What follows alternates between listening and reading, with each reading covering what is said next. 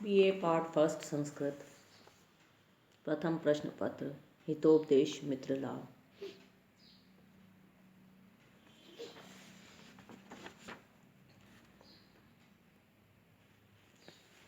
One 159 से 172 पद्य। Doctor Manisha Godara, प्राचार्य संस्कृत, राजकीय बांगड़ महाविद्यालय, टीटवाना।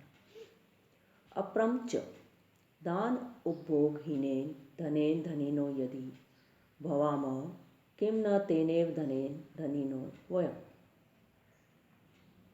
और दूसरे, दान और उपभोगहीन धन से जो धनी होते हैं तो क्या उसी धन से हम धनी नहीं हैं, अर्थात अवश्य हैं। और दूसरे, दान और उपभोगहीन धन से जो धनी होते हैं तो क्या उसी धन से हम धनी नहीं हैं, अर्थात अवश्य हैं। अन्यच्च न देवाय न विप्राय न बंधुभ्यो न च आत्मने कृपणस्य धनम याति वन्य तस्कर पार्थिवै। और जो मनुष्य धन को देवता के, ब्राह्मण के तथा भाई बंधुओं के काम में नहीं लाता है, उस कृपण का धन तो जल जाता है या चोर चुरा ले जाते हैं अथवा राजा छीन लेता है। और जो मनुष्य धन को देवता के, ब्राह्मण के तथा भाई बंधु के काम में नहीं लाता है, उस कृपण का धन तो जल जाता है या चोर चुरा ले जाते हैं अथवा राजा छीन लेता है। अपीच और भी, दानम भोगो नाश तिस्रो गतयो भवन्ति वितस्य यो न ददाति न भुंक्ते तस्य तृतीया गतिर्भवति। और भी दान, भोग और नाश धन की तीन गति होती। और भी दान, भोग और नाश धन की तीन गति होती है। जो न देता है और न उपभोग करता है, उसकी तीसरी गति होती है, अर्थात नाश हो जाता है। और भी दान, भोग और नाश धन की तीन गति होती है। जो न देता है और न खाता है, उसकी तीसरी गति होती है, अर्थात नाश हो जाता है। असंभोगेन सामान्यम कृपणस्य धनम परै अस्य इदम अति संबंधो हानो दुखेन गम्यते। और भी, बिना भोगे कृपण का धन दूसरे मनुष्यों के धन के समान है, परंतु हानि होने पर धनी के दुखी होने से ये इसका धन ऐसा जाना जाता है। और भी, बिना भोगे कृपण का धन दूसरे मनुष्यों के धन के समान है, परंतु हानि होने पर धनी के दुखी होने से ये इसका धन है ऐसा जाना जाता है। दानम प्रिय वाक् सहितम ज्ञानम अगर्वम क्षमान्वितम शौर्यम वित्तम त्यागनियुक्तम दुर्लभम एतत् चतुष्टयम लोके। प्रिय वाक् सहितम दानम, प्रिय वाणी के सहित दान। अगर्वम ज्ञानम, अहंकार रहित ज्ञान। क्षमान्वितम शौर्यम, और क्षमा युक्त शूरता। त्याग वियुक्तम वित्तम, और दान युक्त धन। दुर्लभम एतत् चतुष्टयम लोके, ये चार बातें दुनिया में दुर्लभ है। उक्तम च, और कहा गया है, कर्तव्यो संचयो नित्यम कर्तव्यो नाति संचय पश्चय संचयशीलो असौ धनुषा जम्बुक हत। और संचय नित्य करना चाहिए, पर अति संचय करना योग्य नहीं है। देखो, अधिक संचय करने वाला गीदड़ धनुष से मारा गया। और संचय नित्य करना चाहिए, पर अति संचय करना योग्य नहीं है। देखो, अधिक संचय करने वाला गीदड़ धनुष से मारा गया। तावाहतु कथम एतद मंत्र कथयति। वे दोनों बोले, कथा कैसे है? मंथर कहने लगा, कथा 6, शिकारी मृग, शूकर और गीदड़ की कहानी। आसीत कल्याण कटक वास्तव्यो भैरवो नाम व्यादः। कल्याण कटक बस्ती में एक भैरव नामक व्याध शिकारी रहता था। स च एकदा मृगम अन्विष्य मानो विंध्याटवीं गतवान। वह एक दिन हरिण को ढूंढता ढूंढता विंध्याचल की ओर गया। ततः तेन व्यापादितम मृगम आदाय गच्छता घोराकृति शुक्रो दृष्ट। फिर मारे हुए हरिण को लेकर जाते हुए उसने एक भयंकर शुकर को देखा। तेन व्याधेन मृगम भूमौ निधाय शुक्र शरेन आहत। तब उस व्याध ने मृग को भूमि पर रखकर शुकर को बाण से मारा। शुकर को बाण से मारा। शुक्रेण अपि घनघोर गर्जनम कृत्वा स व्याधो मुष्क देशे हत संचिन्ध्रुम एव भूमौ निपपात।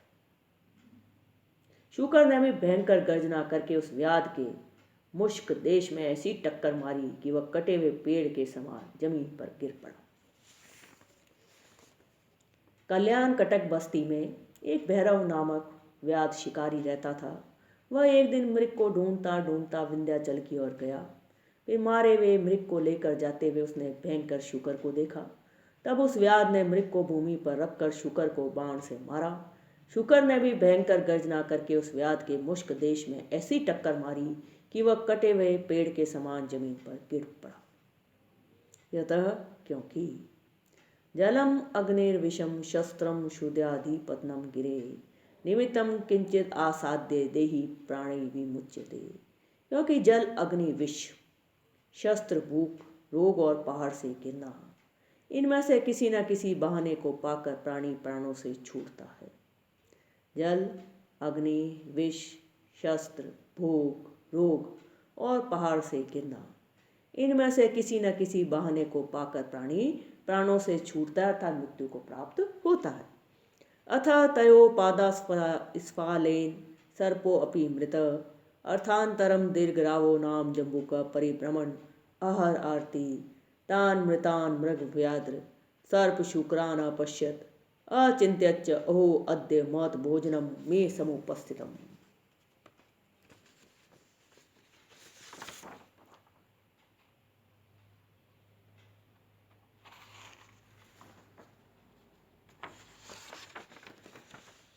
उन दोनों के पैर के नीचे आकर सांप भी मारा गया।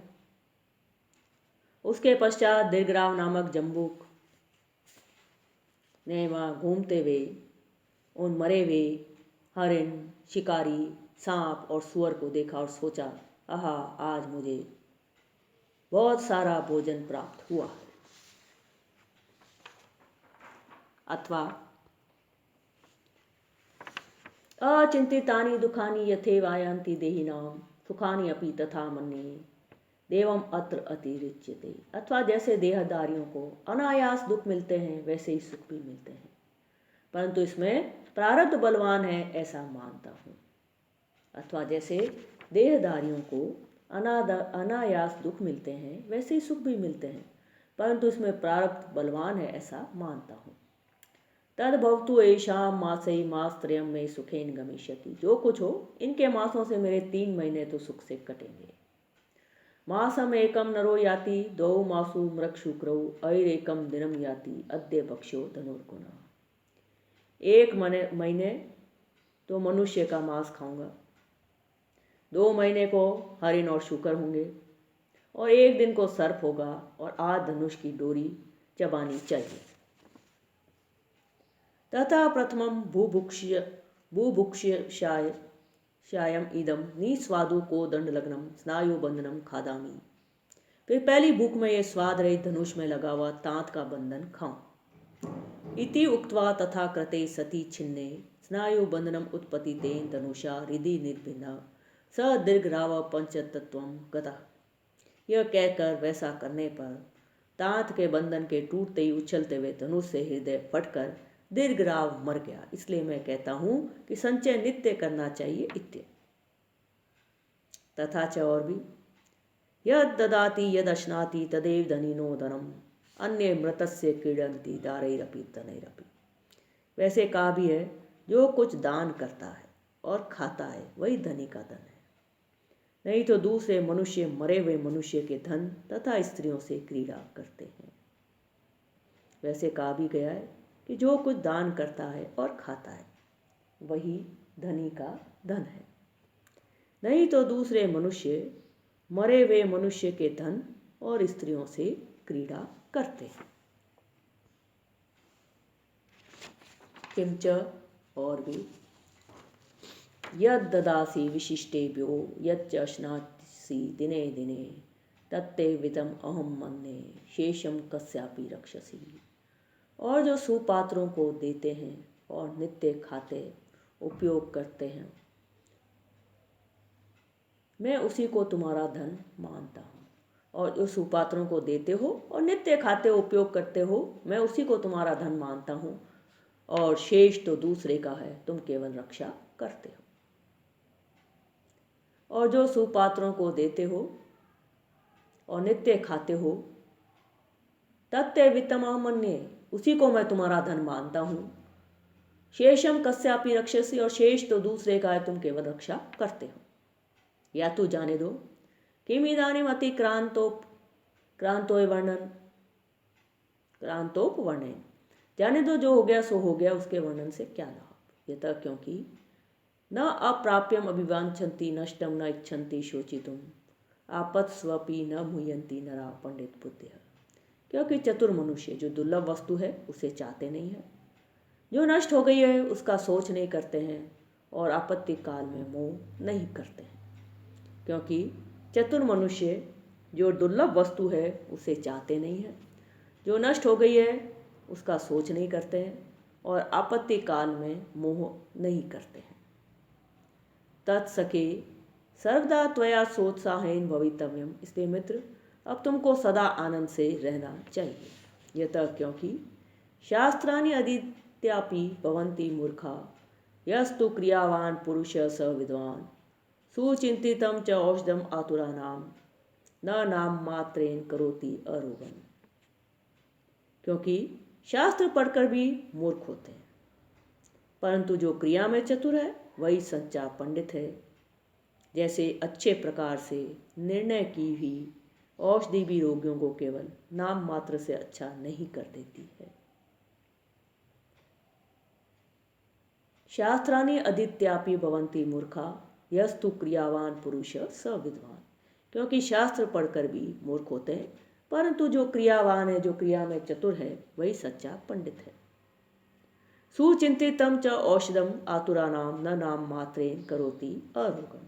जैसे अच्छे प्रकार से निर्णय की हुई औषधि भी रोगियों को केवल नाम मात्र से अच्छा नहीं कर देती है, उसको उसका सेवन करना पड़ता है। अन्य च और भी न स्वल्पम अध्यवसाय वीरो करोति विज्ञान विदिर्गुणम ही अंधस्य किम हस्तल स्थितो अपि प्रकाश्यति अर्थम इह प्रदीपः। न स्वल्पम अध्यवसाय वीरो करोति विज्ञान विधिर गुणा ही। और दूसरे शास्त्र की विधि उद्योग पराक्रम से डरे हुए मनुष्य को कुछ गुण फायदा नहीं करती है। शास्त्र की विधि उद्योग अर्थात पराक्रम से डरे हुए मनुष्य को कुछ गुण फायदा नहीं करती है। जैसे इस संसार में हाथ पर रखा हुआ भी दीपक अंधे को वस्तु नहीं दिखाता है। जैसे इस संसार में हाथ पर रखा हुआ, हाथ पर धरा हुआ भी दीपक अंधे को वस्तु नहीं दिखाता है। और दूसरे शास्त्र की विधि उद्योग से डरे हुए मनुष्य को कुछ गुण नहीं करती। जैसे इस संसार में हाथ पर धरा हुआ रखा हुआ भी दीपक अंधे को वस्तु नहीं दिखाता है।